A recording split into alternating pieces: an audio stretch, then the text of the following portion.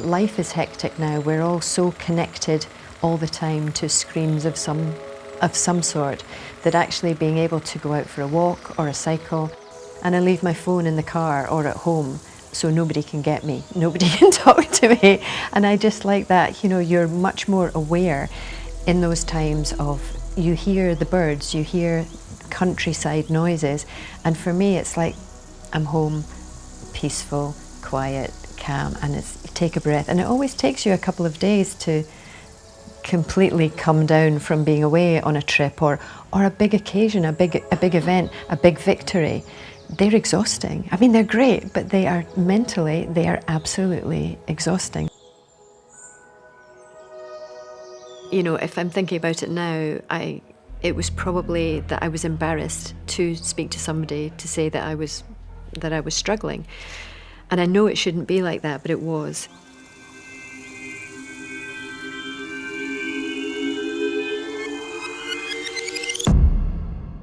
I started out in coaching when I volunteered for a couple of hours a week when my kids were tiny at the tennis club. And I wasn't a coach, I was just somebody who played the game to a good level. And I wanted something to get me out of the house because my kids were driving me nuts. It was like suddenly I've lost, my job's gone, my car went with the job, and I'm stuck at home with these two little things, and I need to get out. So when my mum could come around and look after them, I went to volunteer at the local tennis club, and that was how I got started in coaching. But even when I started to do my coaching qualifications, every time I did a qualification, I thought, it hasn't given me enough. It hasn't given me what I wanted. It gave me a lot of information, but I wanted to see how people worked on a day-to-day basis with trying to develop players.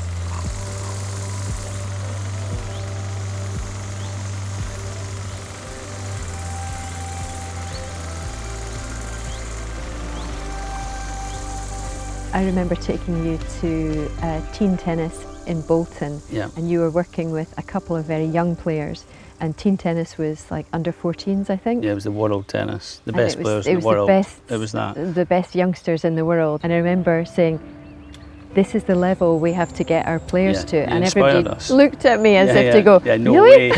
How are we going to do that?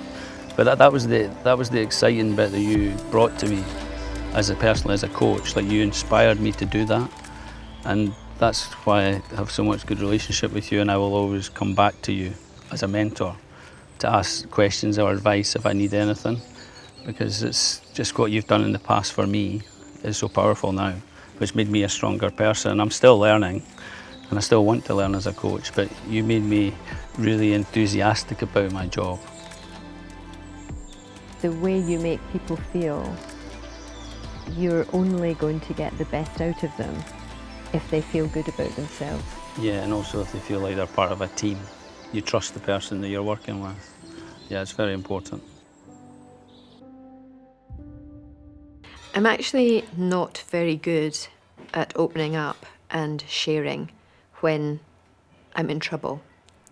I'm so used to solving problems for other people, and I'm very used to solving my own problems, and I recognise that I am not good at opening up when I'm stressed.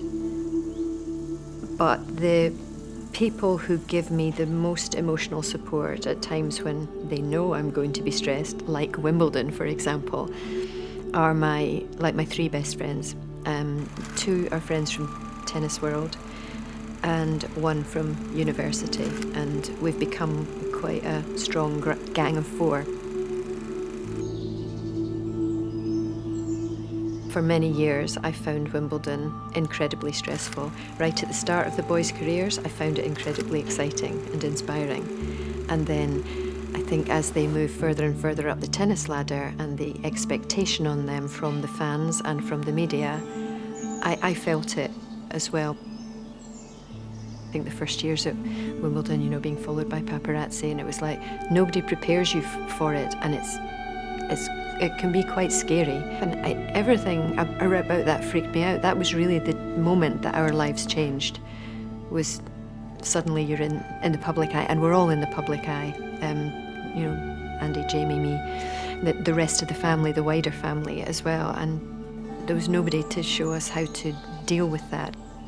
The enjoyment of Wimbledon stopped for me.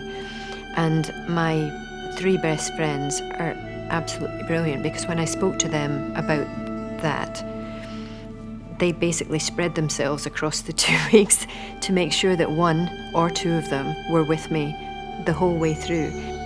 I just needed to know they were there, that if I needed to go off to the village, or if I just needed to be got out or go somewhere quiet and have somebody to talk to, or just have them talk and I'm not even listening, I'm just there, but I have the security of them around me.